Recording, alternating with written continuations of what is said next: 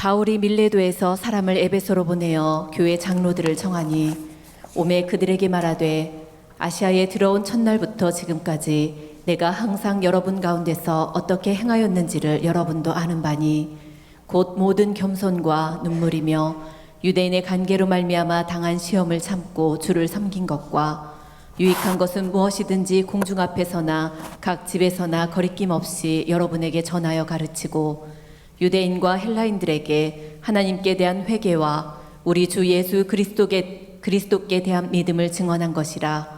보라, 이제 나는 성령에 매어 예루살렘으로 가는데 거기서 무슨 일을 당할는지 알지 못하노라.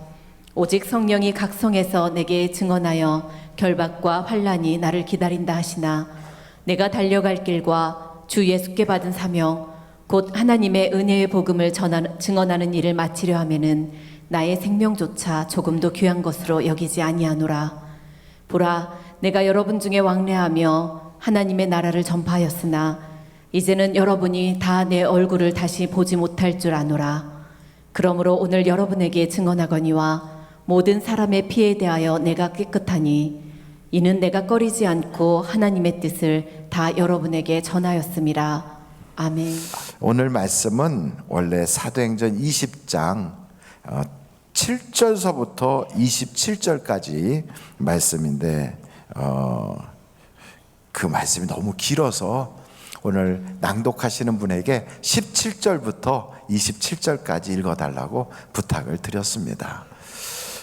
이 내용은 사도 바울의 열정이라고 하는 제목으로 나누려고 합니다. 여러분, 열정은 그게 여간에서는 잘 안 만들어져요.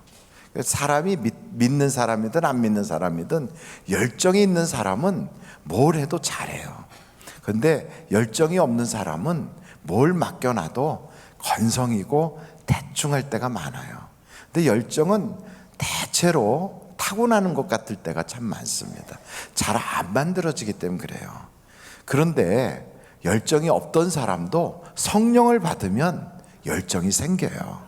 열정이라는 건 그게 불덩어리와 같아서 여러분 그 에너지에 불이 붙으면 그게 막 강력한 힘이 나오거든요.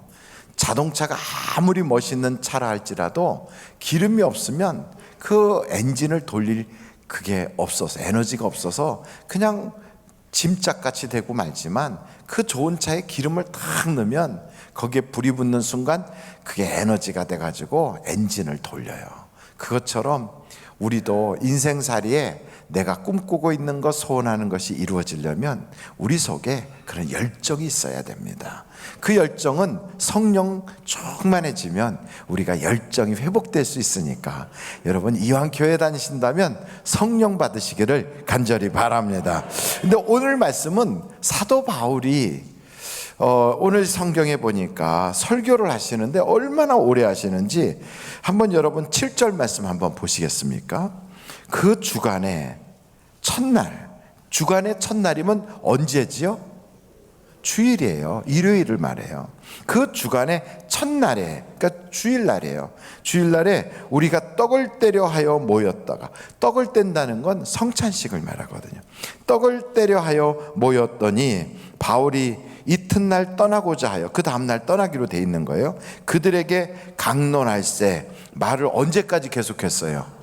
그러니까 주일날 아침에 모여서 예배를 드렸는데 설교가 언제까지 간 거예요? 밤까지 간 거예요. 여러분 만약에 제가 그렇게 설교한다면 다 도망가실 거예요. 근데 저도 그렇게 할 수가 없을 거예요. 근데 사도 바울은 얼마나 열정이 많았는지 밤중까지 막 설교를 한 거예요. 설교를 오래 하게 되면 졸음이 확 달아납니까? 아니면 졸음이 쏟아집니까? 예, 잘 모르지만 하여간 여기에 유두고라고 하는 청년이 있었는데 얼마나 졸렸는지 덥기도 하고 졸리기도 하니까 3층 두각에 그 창문 거기에 탁 걸터 앉으니까 바람이 살살 들어오니까 설교도 졸리고 몸도 막 피곤하고 그러니까 깜빡깜빡 졸았어요. 한번 여러분 9절 말씀 다시 한번 읽어보실까요? 시작. 유두고라 하는 청년이 창에 걸터 앉아 있다가 깊이 졸더니 바울이 강론하기를 더 오래 하매 졸음을 이기지 못하여 3층에서 떨어지거늘 일으켜 보니 죽었는지라. 아이고, 여러분 설교하는데 예배 드리는데 거기서 떨어져서 죽어버렸으니까 이거 보통 일이 아니잖아요. 그러니까 사도 바울이 그냥 급히 달려 내려갔어요. 쓰러져 있고 떨어져 있는 그 유두고 청년을 어떻게 했는가? 여기에 10절에 보니까 바울이 내려가서 그 위에 엎드려 그 몸을 안고 말하는 거예요. 막 사람들이 그랬지 않겠어? 아이고, 아무네 집 아들 떨어져서 죽었어, 누구 남편 떨어져서 죽었어, 막 이런 얘기 들릴 때 사도 바울이 그래요. 조용해라. 그러면서 떠들지 마라. 생명이 그에게 있다. 생명이 그에게 있다. 그러고 나서는 또 어떻게 했는가? 11절 또 계속 볼까요? 올라가 떡을 떼어 먹고 오랫동안 곧 날이 새기까지 뭐 했다고요?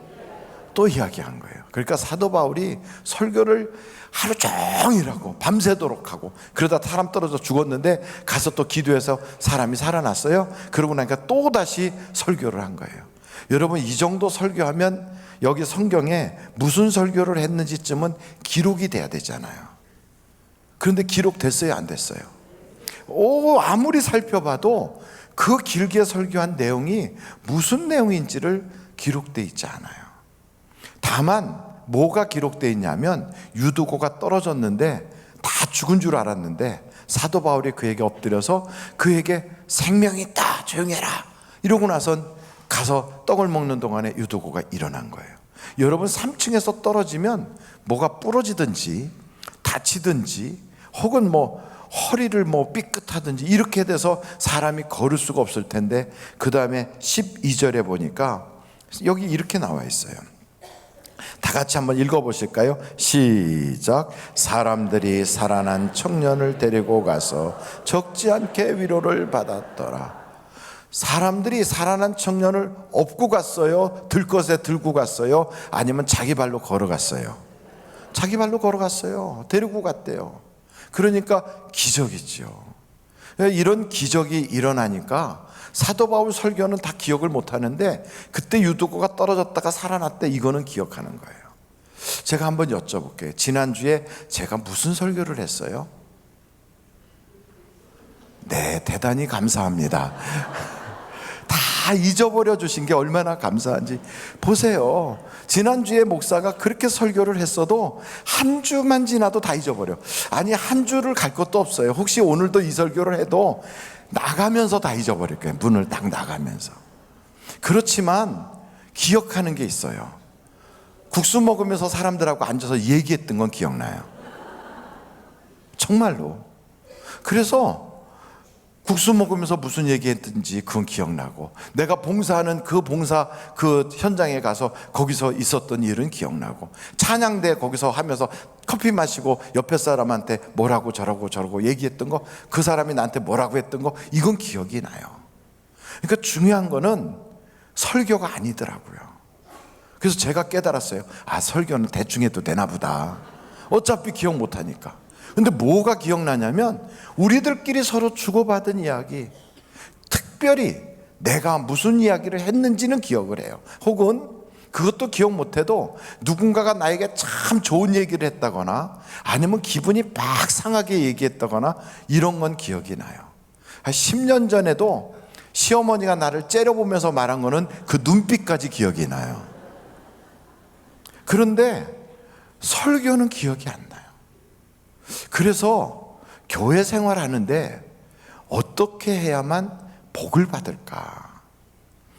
그러니까 설교 잘 들으라는 얘기 하려는구나. 아니, 그 얘기가 아니에요. 하나님이 우리에게 기억이 나게 하는 그 부분을 왜 설교가 아닌 다른 거에서 기억나게 하셨을까? 그렇다면 설교 말고 예배 말고도 다른 부분을 잘해야 신앙생활을 잘하게 되고 우리의 영이 잘 되게 돼 있어요.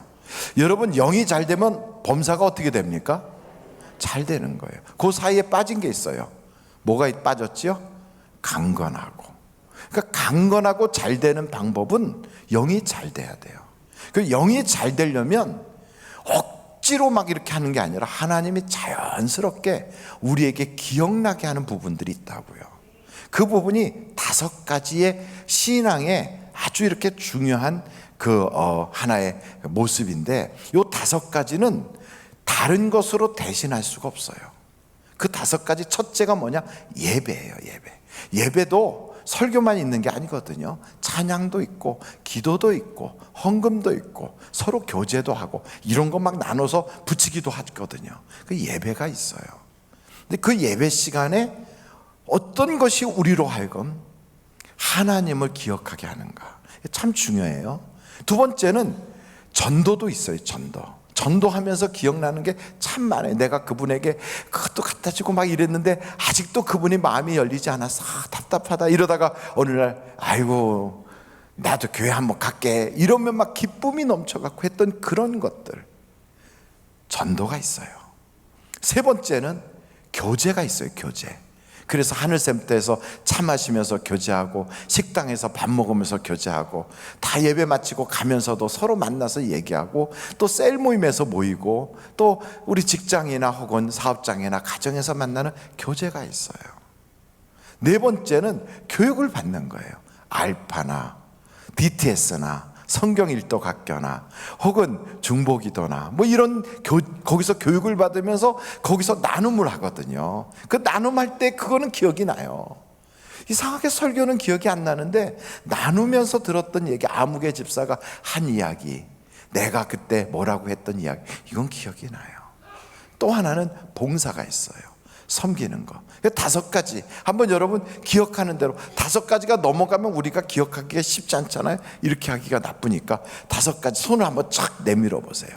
내밀고 예배, 전도, 교제, 교육, 봉사. 이거는 다른 것으로, 봉사가 예배를 대신해 주지 않아요. 어떤 사람은 봉사는 열심히 하는데 예배는 안 드려. 이런 분들은 좀 이상하잖아요. 모여서 교제는 열심히 하는데 예배 드리러 안 올라와. 그럼 이상하잖아요. 어떤 사람은 예배는 잘 드려. 그런데 봉사는 하나도 안 하고 쏜살같이 집에 가버려. 그 대신할 수가 없는 거예요. 이 5가지는 각각 다 우리 영혼에 필요한 영양소예요. 근데 이 영양소가 하나가 빠지게 되면 그 영양 결핍이 분명히 다른 분야로 이상하게 나타나는 거예요. 그 5가지를 여러분이 잘 받아서, 어떤 사람은 난 주일학교 그 반사를 하니까 애들하고 예배 드리니까 본 예배 안 드려도 돼, 이런 사람은 그 예배가 빠지는 거예요. 애들하고 앉아서 애들 재롱 떠는 거 보고 애들을 이렇게 해주느라고 그게 내가 예배를 드리는 게 아닐 수가 있다고요. 그래서 여러분 이 5가지는 반드시 필요한데 이걸 잘하게 되면 영이 잘 되고 범사가 잘 될 줄로 믿습니다.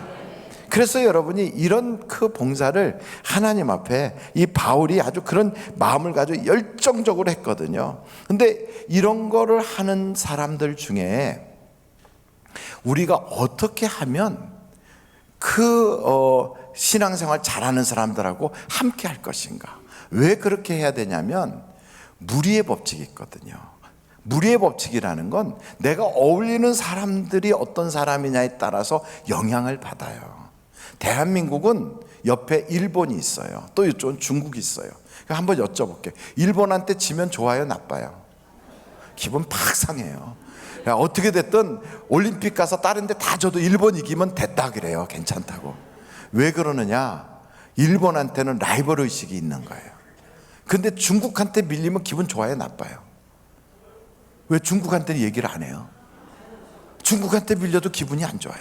왜냐하면 중국은 우리보다 차이가 나야 되거든. 그리고 일본은 우리가 이겨줘야 되거든. 이렇게 딱 마음을 먹고 가니까 우리가요, 일본이나 중국하고 막 머리 싸매면서 경쟁을 하다 보니까 우리도 모르게 세계 괜찮은 나라의 그 수준까지 올라온 거예요. 만약에 우리가 아프리카 소말리아 옆에 있다면 그러면 우리는 그럴 거예요. 소말리아한테 이기려고 그러고 에티오피아하고 비슷해지려고 그러고, 그러다 보면 우리의 수준이 딱 거기에 멈춰요. 그래서 남미에 있는 나라들은 다 고만고만해요. 유럽 쪽에 가면 유럽의 나라들은 나라 크기가 작아도 다 서로 막 머리 싸움하느라고 다 비슷하게 성장하고 있어요. 북미는 북미대로. 근데 우리가 저 동남아시아 쪽에 있지 않고 이쪽에 일본, 중국 사이에 딱 껴있는 것이 이게 무리가 괜찮은 거예요. 아주 속상해도 여기서 우리는 살아남으려고 하다 보니까 세계 나라들과 어깨를 나란히 하는 그런 나라가 된 거예요. 교회 생활도 똑같아요. 교회 생활도 내가 어울리는 사람들이 어떤 사람이냐에 따라서 축복을 받을 수 있는 복의 사람이 되는 거예요. 여러분, 우리가 복을 나눠주는 사람, 복을 누리는 사람, 복을 이어가는 사람이 되기를 간절히 바랍니다. 그러려면 어떻게 해야 되느냐? 우리가 사귀는 사람이 하나님이 기뻐하는 사람과 교제를 해야 돼요. 우리는 내가 기뻐하는 사람과 교제하길 원해요. 내가 기뻐하는 사람은 어떤 사람이냐? 말이 잘 통하는 사람, 생각이 잘 통하고 편안한 사람, 그리고 늘 이무로운 사람과 우리는 교제하고 싶어요. 그런데 그게 아니라 하나님이 기뻐하는 사람과 교제를 하도록 우리의 마음을 그쪽으로 옮겨야 돼요. 그래야 하나님이 기뻐하는 사람은 어떤 사람일까? 다윗과 같은 사람이요. 그런 사람하고 어울려 다니면 같이 복을 받는 거예요. 우리가 뻔히 알잖아요. 아, 다윗은 사울하고 다르게 하나님께 예배하기를 기뻐했고 기도 생활이 잘 돼 있고 저 사람은 하나님께 뭔가를 드리는데 열정이야. 그런 마음을 가지고 있는 사람과 가까이 하는 거지요. 또 요셉과 같은 사람이 우리의 가까운 사람이 돼야 돼요. 고난도 있고 어려움이 있는데 요셉은 늘 뭐라고 평가하냐면 이 모든 것은 하나님이 나에게 유익하게 하려고 주시는 것이다. 긍정적이에요. 그리고 이 사람은 노예인데도 적극적이에요. 다른 사람들은 눈치 보고 핑계대고 항상 꾀부리는데 요셉은 안 그래요. 그러니까 요셉이 복을 받는 거예요. 그래서 성경에 나와 있는 그대로 긍정적이고 적극적인 사람들, 요셉 같은 사람을 눈여겨보다가 그런 분들하고 교제를 하는 거예요. 여러분, 복에 근원졌던 아브라함처럼 말씀대로 순종하려고 하는 사람, 이런 사람과 가까이 하는 거예요. 그래서 여러분, 교회에서 가까운 사람들이 어떤 분이냐? 기도 열심히 하는 사람, 아브라함과 같은 사람, 또 다윗과 같은 사람, 요셉과 같은 사람들과 가까이 하는 사람은 항상 은혜가 충만해요. 근데 어떤 사람은 남들 다 은혜 받고 있는데 한쪽에서 시험이 쭉 많은 사람이 있어요. 그래서 왜 그러는가 보면 시험 받고 있는 사람들과 같이 어울려서 그래요. 그래가지고 안 좋은 소식은 거기서 다 나와. 그리고 교회에 은혜 받고 있는 사람들 얘기를 다른 쪽에서 보니까 다 어두운 생각을 가지고 바라보니까 아주 은혜를 받을 수 있는 그 기회에 축복의 그 자리에 들어가지 못하고 자꾸만 시험 받는 걸로만 자꾸 요동을 쳐요. 그러니까 여러분, 무리의 법칙이 있다는 걸 꼭 기억해야 돼요. 그래서 은혜 받는 무리와 함께 어울리는 것이 축복받는 비밀이다. 저는 우리 하늘비전교회 성도들이 다 일이 되기를 간절히 바랍니다. 그런데 오늘 이 말씀을 보면서 그 장시간 동안 주일날 아침부터 저녁 늦게까지, 그 다음에 유두고가 살아난 다음에 또 이어서 가는 그런 자리에서 사도 바울이 무슨 얘기를 그렇게 길게 했을까? 제가 가만히 살펴보니까 사도 바울이 한 이야기가 있더라고요. 그게 뭐냐? 한번 여러분 찾아보실까요? 25절이에요. 25절. 사도행전 20장 25절. 같이 한번 읽어보겠습니다. 시작. 보라, 내가 여러분 중에 왕래하며 나라를 전파하였으나 이제는 여러분이 다 내 얼굴을 다시 보지 못할 줄을 아노라. 무슨 얘기를 했다는 거예요? 읽긴 읽었는데 딴 생각하셨죠? 보라, 내가 여러분 중에 왕래하며 무엇을 전파했다? 하나님의 나라를 전파했다. 그러니까 이 마지막 내일이면 내가 떠난다는 그날도 이 사도 바울은 하나님의 나라의 일을 전파했을 것, 그렇게 생각이 들어요. 왜냐하면 19장을 한번 보세요. 사도행전 19장. 사도행전 19장을 여러분들이 보시면 거기에 이렇게 나와 있어요. 8절 한번 읽어보실까요? 사도행전 19장 8절. 다 같이 한번 읽어보겠습니다. 시작. 바울이 회당에 들어가 석 달 동안 담대히 하나님 나라에 관하여 강론하며 권면할 때, 그러니까 3개월 동안 내내 무슨 얘기했느냐? 하나님 나라의 일을 얘기했다는 거예요. 그러니까 사도 바울은 입만 열면 무슨 얘기다? 하나님 나라에 대한.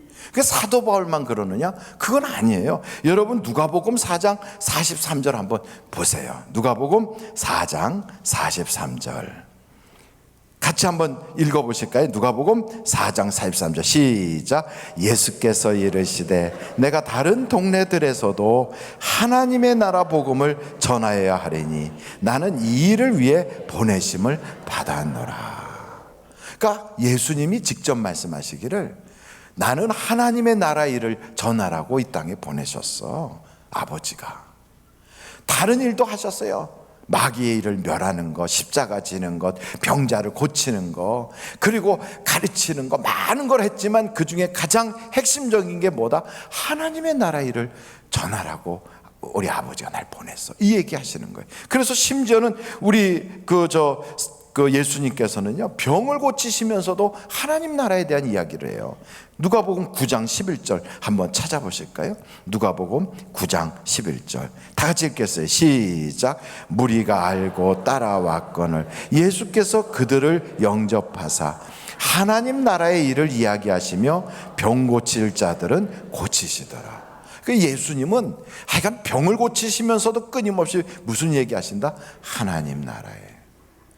뿐만 아니고 여러분 사도행전을 한번 찾아보세요. 사도행전 1장 3절 여기에는 예수님이 돌아가셨다가 살아나셔서 그 40일 동안에 이 땅에 계셨거든요. 그러다가 승천하시는데 그 돌아가셨다가 살아나서 40일을 거하시는 동안에 무슨 얘기를 하셨을까? 거기에도 그게 나와요. 1장 3절 시작. 그가 고난받으신 후에 또한 그들에게 확실한 많은 증거로 친히 살아계심을 나타내사 40일 동안 그들에게 보이시며 하나님 나라의 일을 말씀하시니라. 그 40일 동안 하신 얘기가 하나님 나라의 일을 얘기한 거예요. 그러니까 예수님은 입만 열면 무슨 얘기 하신다? 하나님 나라의 일을. 그래서 예수님께서 전도하는 사람들을 모아놓고 너희들은 가면서 뭐 얘기하라고 했을까요? 하나님 나라 얘기를 하라고 그랬어요. 그래서 성경을 보면 막 예수님의 제자들이 걸어가면서 하나님 나라를 말하게 해요. 그래서 막 회개하라 천국이 가까웠다 이런 얘기를 하고 다니게 하는 거예요. 심지어는 전도자 빌립도 이렇게 했어요. 한번 사도행전 8장 12절 찾아보실까요? 사도행전 8장 12절 다 같이 읽겠습니다. 시작. 그리스도의 이름에 관하여 전도함을 그들이 믿고 남녀가 다 침례를 받으니. 빌립이 하나님의 나라와 예수 그리스도의 이름에 대해서 전했대요. 그래서 성경을 보니까 예수님도 하나님 나라 얘기, 빌립도 하나님 나라 얘기, 사도 바울도 하나님의 나라 얘기, 예수님의 제자들도 가는 데마다 하나님 나라에 대한 얘기예요. 그래서 하나님 나라에 대한 이야기가 뭘까 도대체? 그게 뭐 죽은 다음에 천국 간다는 얘기를 그렇게 날마다 했을까? 그 얘기 물론 했겠지요. 그런데 그 얘기의 핵심이 뭔가? 오늘 여기 사도행전 20장에 그 비밀이 나오는데 21절을 한번 보세요. 21절 다 같이 하나님 나라에 대한 이야기의 핵심이 거기에 나오거든요. 다 같이 한번 읽어보시겠어요? 시작. 유대인과 헬라인들에게 하나님께 대한 회개와 우리 주 예수 그리스도께 대한 믿음을 증언한 것이라. 그러니까 하나님의 나라에 대한 이야기가 그 내용을 보면 두 가지예요. 하나님에 대해서는 회개예요. 예수님에 대해서는 믿음이에요. 이 두 가지가 그게 하나님 나라에 대한 이야기예요. 그러니까 쉽게 말하면 우리가 세상에 살면서 지은 죄들 있잖아요. 혹은 말씀대로 살지 못한 것, 좀 더 하나님 뜻대로 우리가 행동하지 못한 것을 하나님께 회개하는 거예요. 회개. 이게 하나님 나라의 일이라니까요.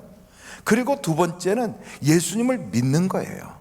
그분이 나를 위하여 십자가 지셨다는 것도 믿고, 그를 믿는 자에겐 하나님의 자녀가 되는 권세를 주셨다는 것도 믿고, 이 두 가지. 그래서 회개와 믿음, 이것이 바로 하늘나라 이야기의 핵심이라고요. 여러분, 이것은 이렇게 비유될 수가 있어요. 사람이 살아있다면 씻을까요? 안 씻을까요? 안 씻어요? 씻죠. 우리는 날마다 씻어요. 3일 전에 세수했으니까 오늘은 안 해도 되겠죠? 아니잖아요. 어저께 양치질 했으니까 오늘은 안 해도 돼.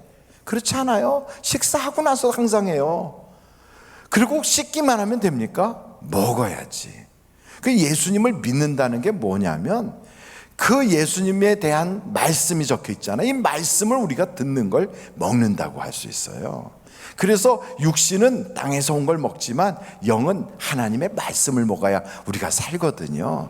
그래서 쉽게 말하면 회개하고 말씀을 먹어서 그분을 믿는 것, 이게 바로 신앙생활의 하나님 나라예요. 이렇게 되면 뭐가 되냐면 예수님의 하나님의 아들이 되고 딸이 되는 거예요. 한번 여러분 요한복음 1장 12절 말씀 한번 다 같이 찾아보실까요? 요한복음 1장 12절이에요. 벌써 이렇게 딱 나오네. 다 같이 한번 읽어보겠습니다. 시작. 영접하는 자 곧 그 이름을 믿는 자들에게는 하나님의 자녀가 되는 권세를 주셨어요. 그래요. 이렇게 믿고 회개하는 사람에게 하나님의 자녀가 되는 권세를 주셨다니까요. 그 교회 다니면서 예수를 믿기는 믿는데 회개를 안 하는 사람들은, 그런 사람은 인생에 정말 성령 충만한 기쁨의 맛, 새롭게 되는 그 하나님이 주신 유쾌하게 되는 새로운 날이 없어요. 우리는 날마다 씻고 또 씻듯이 회개를 해야 돼요. 할렐루야. 뭐가 그렇게 죄를 많이 졌다고 날마다 회개하라고 그러나, 그게 아니고요, 하나님의 관점에서 볼 때는 우리의 부족함이 많거든요. 그래서 회개를 하면 유쾌한 날이 임한대요. 뿐만 아니고 예수를 믿으면 우리에게 권세가 임한대요. 이 두 가지가 딱 이루어지면 자녀의 권세로 한 6, 7가지가 나타나요. 첫째는 음부의 권세를 이기는 거예요. 예수를 믿으면 마귀를 막 쫓아낼 수 있어요. 지은 죄를 하나님께 고백하면 사함을 받아요. 그래서 이 땅에서 매면 하늘에서도 매이고 이 땅에서 풀면 하늘에서도 풀리는 그런 권세가 있어요. 뿐만 아니고 다른 사람의 죄에 대해서도 우리가 사면해 줄 수 있는 용서권이 있다고요. 기도할 수 있는 권세가 있어요. 예수 안 믿는 사람이 기도해서는 하나님의 응답이 없어요. 근데 예수를 믿어야 기도의 응답이 있는 거예요. 왜 그런가? 예수를 믿어야만 하나님하고 우리의 관계가 아버지와 자녀의 관계가 되니까, 그래야 하나님이 응답을 주시는 거거든요. 뿐만 아니고 이렇게 성경에 나오는 권세는 천사를 부리는 권세도 있어요. 말의 입술의 권세도 있어요. 입술로 말하면 말한 대로 역사가 나타나게 하는 거예요. 그러니까 이런 권세를 여러분들이 다 누릴 수 있기를 간절히 바랍니다. 그런데 우리가 이런 얘기를 하면, 목사님 그런데요, 나는 왜 잘 안 되지요? 아니, 목사님은 뭐 천사도 부린다고 그러고 기도하면 응답 나온다고 그러고, 그리고 뭐 이 땅에서 매면 하늘에서도 매인다고 그러고, 마귀를 명하면 쫓겨나가고 마귀가 떠난다는데, 나는 왜 하나도 안 돼요? 이렇게 말씀하는 분이 계세요. 이 권세는 있는데 능력이 없어서 그래요. 쉽게 표현하면, 여러분 가서 면허시험장 가서 운전면허증을 딱 따면 그 날부터 바로 운전할 수 있어요, 없어요? 있어요. 자격은 주어졌어요. 그런데 막상 운전대를 딱 붙잡고 차를 끌고 나가면 너무너무 힘들어요. 뒤에다가 왕따 초보 무슨 뭐 오늘 방금 면허증 받았으면 써놔도 차선 변경이 안 되는 거예요. 그래서 어떤 분이 그러더라고요. 처음 면허증 따고 길 나갔다가 부산까지 갔다고 그러더라고요. 왜 그랬냐니까 차선 변경을 못 해가지고 그냥 갔다. 차선 변경. 얼마나 무서워. 막 달달달달 떨면서 막 이러고. 그러니까 여러분, 신앙생활도 똑같아요. 자녀의 권세를 받았어요. 근데 그 자격증을 받긴 받았지만 그거를 쓸 수 있는 능력이 없는 거예요. 그래서 어떻게 되는가? 여러분, 예수의 이름으로 명하면 귀신이 떠난대잖아요. 예수의 이름으로 명하노니 귀신아 나가라. 그러면 귀신이 그래. 하하, 웃기고 있네. 예수도 알고 다 아는데 넌 누구냐? 이러고 덤벼들 수도 있어요. 근데 실제로 그런 일이 있었던 이야기를 제가 들었거든요. 좀 오래된 얘기인데, 어떤 분들이 귀신 들린 사람이라고 이렇게 모셔놓고, 그리고 돌아서 가지고 막 애들과 싸울 줄 알아 막 찬송 부르면서 막 하는데, 이 귀신 들린 사람이 글쎄 입에서 막 2가지가 언어가 나오는 거예요. 남자 목소리하고 여자 목소리가. 얼마나 끔찍하고 기가 막혀요. 그러니까 지금이야 핸드폰으로 녹음이 됐지만 옛날엔 녹음기로 녹음할 때니까, 야야야 빨리 가서 녹음기 가져와. 그랬더니요, 귀신 들린 사람이 가봤자 녹음기 없어 그러더래요. 그러면서 아무개 집에 빌려줘서 거기 없어 그러더래요. 귀신 들린 사람 쪽지게 같이 마치잖아요. 그러니까 야 가서 빨리 가져와라. 그 녹음기 갖다 놓고 이제 녹음도 해놓고 또 다시 막 찬송 부르면서, 그러면서 거기에 이제 어떤 전도사인가 하는 사람이 예수 이름으로 귀신아 나가라 그랬더니 귀신 들린 사람이 야 나를 내쫓지 말고 네 주머니에 있는 담배나 내쫓아라 이러더라는 거예요. 얼마나 망신을 당해요. 분명히 권세가 있다고 하는데 마귀가 들어먹지도 않아. 그러니 무슨 일이 있겠어요. 왜 그러는가? 권능이 없어서 그래. 권능이. 그 권능은 그럼 목사님 어디 가서 받아요? 권능은요, 사도행전 1장 8절을 보면 권능 받는 방법이 거기 나와요. 사도행전 1장 8절이에요. 같이 한번 읽어보실까요? 시작. 오직 성령이 너희에게 임하시면 너희가 권능을 받고 예루살렘과 온 유대와 사마리아와 땅끝까지 이르러 내 증인이 되리라 하시니라. 그러니까 성경에 나오는 거 예수 믿으면 다 우리 거라고 하나님이 그거 다 너에게 복으로 주겠다고 선물 든다고 다 했어요. 그런데 내게 그게 안 돼. 아이 목사님 기도해도 응답이 없고요. 나는 이상하게요 마귀도 안 떠나고요, 우리 집에 문제도 해결 안 되고요, 이게 뭐가 잘 안 돼요. 그러면 틀림없이 성경에 나오는 대로 권세는 있는 거예요. 예수를 믿으니까, 하나님의 자녀가 됐으니까. 그런데 권능이 없어서 그래요. 그게 어떻게 해야 돼요? 성령 충만 받아야 돼요. 그래서 성경에 뭐라고 그랬어요? 회개하고 침례를 받으면 성령을 선물로 주리라. 기도하고 구하면 성령을 주리라. 성령은 우리가 환영하고 모시면 성령이 오게 되어 있어요. 왜요? 우리 주님이 성령을 보내주신다고 했거든. 어떤 사람은 예수 믿으면 성령이 와 계시다고 그래요. 물론 예수님 제자들도 주는 그리스도시요 살아계신 하나님의 아들이십니다 하고 베드로가 다 그렇게 고백했지만 그때 다 믿었어요. 그래서 바요나 시몬아 내가 복이 있도다. 이를 알게 한 이는 아버지 하나님이시다. 그러면서 내 반석 위에 내가 교회를 세우리라. 음부의 권세가 이기지 못하리라. 그렇게까지 했는데 조그만 계집아이 앞에서도 나 예수 모른다고 부인하고 그랬잖아요. 근데 언제부터 사도 바울이 그렇게 이기고 마귀를 이길 수 있게 됐느냐? 감옥에 들어가도 예수 부인하지 않는 능력을 갖게 됐느냐? 그거는요 오순절날 성령 받고 나니까 그리 되더라고요. 우리도 똑같아요. 입으로 다 고백하고 침례받고 다 학습하고 다 했어도 세상에 나가서 무전장 넘어지고 깨져요. 근데 언제부터 우리가 이길 수 있느냐? 성령 충만하면 이길 수 있는 거예요. 그래서 여기 성경에 나와 있어요. 자녀로서 권세는 회개하고 믿으면 주시지만 그 받은 권세를 충만하게 하려면 성령 충만 받으셔야 돼요. 교회 다니면 성령 충만 받았느냐? 우리가 그걸 물어볼 수밖에 없어요. 그래서 사랑하는 성도 여러분, 하늘비전교회 다니는 여러분이라면 오늘부터 하나님 내가 성령 충만해지기를 원합니다. 이 기도를 해서 여러분들이 다 복의 주인공들이 되시기를 주님의 이름으로 축원합니다. 이 시간에 우리 다 같이 예수여를 3번 부르고 통성으로 기도하겠습니다.